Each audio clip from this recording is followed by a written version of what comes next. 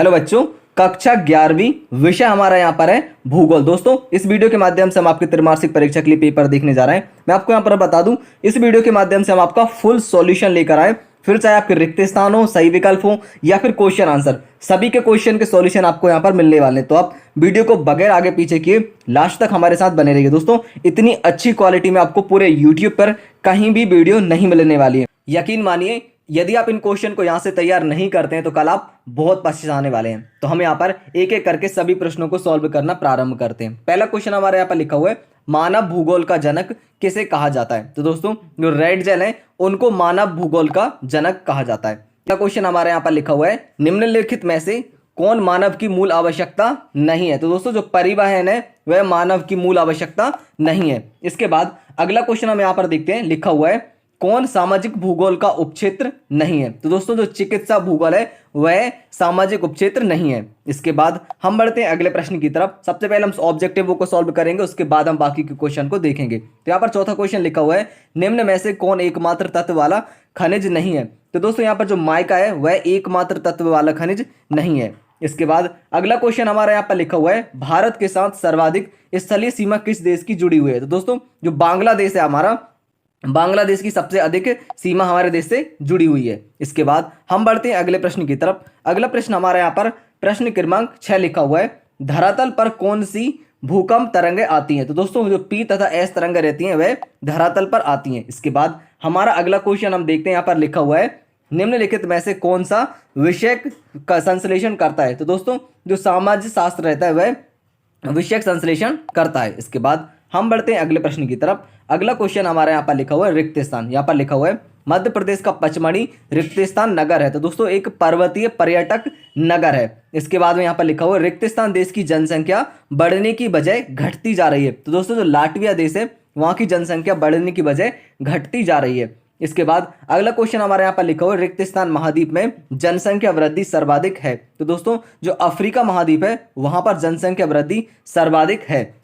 इसके बाद अगला प्रश्न हमारे यहाँ पर लिखा हुआ है, मानव जनसंख्या 6 अरब सन 1999 में हुई, यानी कि 6 अरब जनसंख्या कब हुई। तो 1999 में। क्या इंग्लिश बोलने में लगता है डर?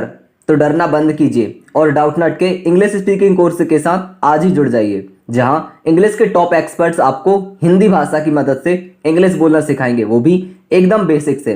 अगर आप इंग्लिश बोलने से हिचकिचाते हैं, अपने इंटरव्यू के लिए इंग्लिश सीखना चाहते हैं, अपने आप को इंग्लिश में हीरो बनाना चाहते हैं, तो यह कोर्स आपके लिए ही है। आज ही डाउटनट ऐप पर आकर यह कोर्स खरीदिए और अपने खुलकर इंग्लिश बोलने के सपने को पूरा कीजिए। ऐप की लिंक डिस्क्रिप्शन में है।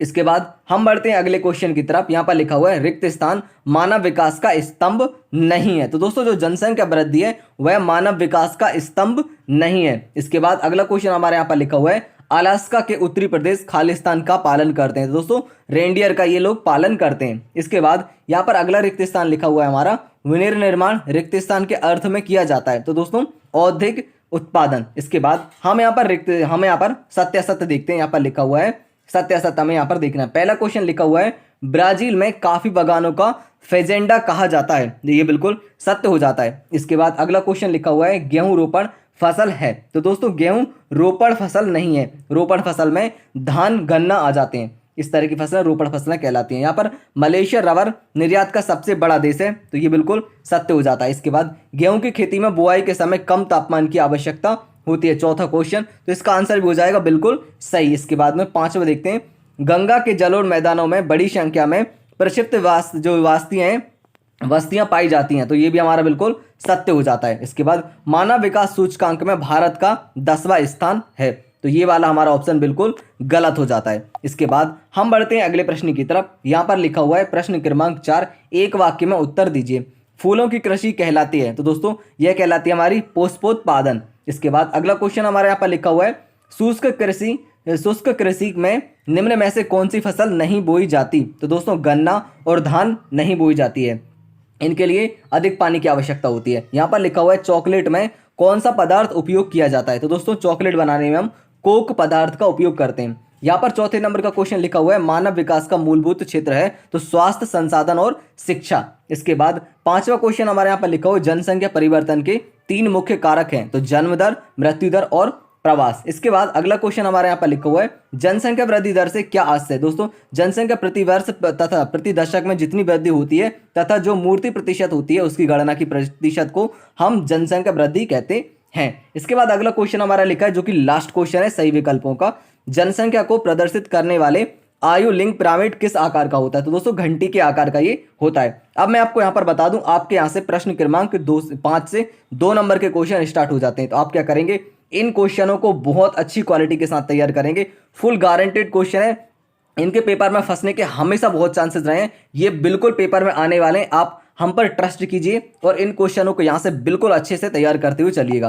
पहला क्वेश्चन जैसे कि लिखा हुआ है, हमारे सौरमंडल में कौन से ग्रह पार्थिव ग्रह हैं। तो इसका भी आंसर आपको यहाँ पर दिखाई दे रहा है। आप इनके स्क्रीनशॉट लेना चाहें तो स्क्रीनशॉट ले सकते हैं। यदि आप इनको वीडियो रोक कर लिखना चाहें तो आप इनको वीडियो रोक कर भी लिख सकते हैं। दूसरा क्वेश्चन यहाँ पर लिखा हुआ है, प्रायद्वीपीय नदी के 3 लक्षण लिखें। तो उसका सॉल्यूशन भी आपको यहाँ पर दिखाई दे रहा है, आप यहाँ से कंप्लीट कर लेंगे। इसके बाद अगला प्रश्न हमारे यहाँ पर लिखा हुआ है, बृहत मापनी मानचित्रों के 2 प्रमुख प्रकारों को लिखना है आपको। तो यहाँ पर 2 प्रकार कौन कौन से, भूसंपत्ति मानचित्र और स्थलाकृति मानचित्र। तो पहले आप यहाँ से भूसंपत्ति को लिख लेंगे, इसके बाद में आपको यहाँ से ये स्थलाकृति। दोस्तों यदि आपकी तैयारी बहुत अच्छी है तो आप क्या करेंगे, इन्हें रोक रोक कर भी यहाँ से एक बार पढ़ते चलेंगे, आपके यहाँ पर रिविजन हो जाएगा। यहाँ पर लिखा हुआ 8वां क्वेश्चन, नमामि देवी नर्मदे एक यात्रा का क्या उद्देश्य था। तो इसका सॉल्यूशन भी आपको यहाँ पर दिखाई दे रहा है, आप यहाँ से कर लेंगे। दोस्तों आपके जो प्रीवियस पेपर थे उनमें 23 क्वेश्चंस आए थे, तो सिमिलर आपको यहाँ भी उतने ही क्वेश्चन देखने को मिलेंगे। तो थोड़ा सा लेंदी वीडियो होने वाला है, आप सब्र के साथ हमारे साथ आखिरी तक बने रहिए। अगला क्वेश्चन हमारे यहाँ पर लिखा हुआ है,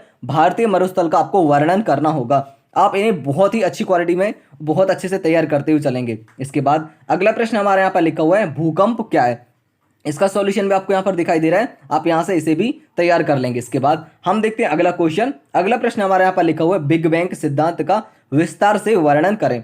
तो पहले आप इतना लिख लेंगे, इसके बाद स्क्रॉल करके मैं आपको बाकी का दिखा देता हूँ। तो आपका यहाँ पर ये वाला क्वेश्चन कंप्लीट हो जाता है। इसके बाद अगला प्रश्न हमारे यहाँ पर लिखा हुआ है, अंतर्वेदी आकृतियों से आप क्या समझते हैं, विभिन्न अंतर्वेदी आकृतियों को संक्षेप में वर्णन करें। तो आप यहाँ से इनका वर्णन कर लेंगे, जैसे कि पहला लिखा हुआ है। इसके बाद नीचे फर्स्ट पॉइंट लिखा हुआ है बैथोलिथ, अगला पॉइंट हमारा यहाँ पर लिखा हुआ है लेकोलिथ, और इसके बाद में लिखा है सिल। तो इस तरह से यहाँ पर आपका ये आंसर कंप्लीट हो जाएगा। इसके बाद अगला प्रश्न हमारे यहाँ पर लिखा हुआ है, खनिजों की भौतिक विशेषताओं का आपको वर्णन करना होगा। आप इन क्वेश्चनों को बिल्कुल अच्छे से तैयार करेंगे, फुल गारंटेड क्वेश्चन है, इनमें से 100% आपके पेपर में आने वाले हैं। इसके बाद अगला प्रश्न हमारे यहाँ पर लिखा हुआ है, आर्द्र व शुष्क जलवायु प्रदेशों में प्रवाहित जल ही सबसे महत्वपूर्ण भू आकृतिक कारक है।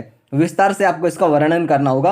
आपको यहाँ पर सॉल्यूशन दिखाई दे रहा है, आप यहाँ से इसको कंप्लीट कर लेंगे। इसके बाद हम बढ़ते हैं अगले प्रश्न की तरफ। तो अगला क्वेश्चन हमारे यहाँ पर लिखा हुआ प्रश्न क्रमांक 15, भारत में नदियों को आपस में जोड़ने के सामाजिक आर्थिक लाभ क्या है, ये आपको लिखना होगा। तो यहाँ पर इसका सॉल्यूशन आपको दिखाई दे रहा है, आप यहाँ से इसको कंप्लीट कर लेंगे। इसके बाद हम बढ़ते हैं प्रश्न क्रमांक 16 की तरफ, जो कि मोस्ट आईएमपी क्वेश्चन है। यहाँ पर लिखा हुआ है, वृक्षाकार अपवाह प्रारूप कहाँ बनता है। इसका सॉल्यूशन भी आपको यहाँ पर दिखाई दे रहा है, आप यहाँ से लिख लेंगे। दोस्तों ये पेपर में कई बार पूछा जा चुका है ये क्वेश्चन। इसके बाद हम देखते हैं प्रश्न क्रमांक 17। यहाँ पर लिखा हुआ है, महाद्वीपीय विस्थापन सिद्धांत के पक्ष में दिए गए प्रमाणों का वर्णन करें। तो यहाँ पर भी आपको इसका सॉल्यूशन दिखाई दे रहा है, यहाँ से आप इसे कंप्लीट कर लेंगे। इसके बाद ये आपका खा नंबर का, यानी कि इसको 2 पॉइंट्स में लिखा हुआ है, का और खा। तो का वाला ऊपर हो जाता है, खा वाला आपका यहाँ पर नीचे हो जाता है। इसके बाद यहाँ पर प्रश्न क्रमांक 18 हमारा लिखा हुआ है, अक्षांश और देशांतर रेखाओं में अंतर आपको लिखना है। आप यहाँ से एक एक करके इनको नोट कर लेंगे। दोस्तों मैं आपको एक जरूरी जानकारी दे दूं, यदि आप चैनल पर पहली बार आए तो चैनल को सब्सक्राइब करना बिल्कुल भी ना भूलें, क्योंकि आपके जो प्रीवियस एग्जाम हुए उनमें जो हमने आपको आंसर उपलब्ध कराए थे वो सभी आपको पेपर में देखने को मिल गए होंगे, आपने देखा होगा। इसके बाद बता दूं, ये सब भी पेपर में आने वाले हैं और आपके जो एग्जाम होने वाले हैं उन सब की भी तैयारी कर चुके हैं हम लोग, तो उनकी भी वीडियो जल्द अपलोड हो जाएंगी, उन सब के भी सॉल्यूशन आपको उपलब्ध करा दिए जाएंगे। उनकी पूरी तरीके से तैयारी कंप्लीट हो चुकी है। यहाँ पर 20वां क्वेश्चन आप देख पा रहे हैं। तो क्या करेंगे, आप चैनल को सब्सक्राइब कर लेंगे ताकि जैसे हम उन वीडियोस को अपलोड करें तुरंत आपको उनके नोटिफिकेशंस मिल सकें। दोस्तों इसके अलावा पूरे वर्ष, फिर चाहे आपका कोई भी एग्जाम हो, जैसे कि मासिक टेस्ट, अभ्यास टेस्ट, त्रिमासिक परीक्षाएं या फिर आपकी जो फाइनल परीक्षाएं होने वाली हैं वो सभी के फुल सॉल्यूशन आपको हमेशा हमारे चैनल पर उपलब्ध करा दिए जाएंगे। आपको आईएमपी से लेकर हर एक अपडेट की जानकारी हमारे चैनल पर उपलब्ध कराई जाती है। तो आप चैनल पर पहली बार आए तो सब्सक्राइब करना बिल्कुल भी ना भूलें। यहाँ पर कंप्लीट हो जाता है। आपके इस वीडियो में 20 क्वेश्चन थे। आपको ये वीडियो कैसी लगी हमें कमेंट के माध्यम से जरूर बताएं। साथ में वीडियो को अपने दोस्तों के साथ शेयर करें ताकि वो भी इन सभी क्वेश्चन को यहाँ से तैयार कर सकें। आप सभी का वीडियो देखने के लिए बहुत बहुत धन्यवाद। Thank you.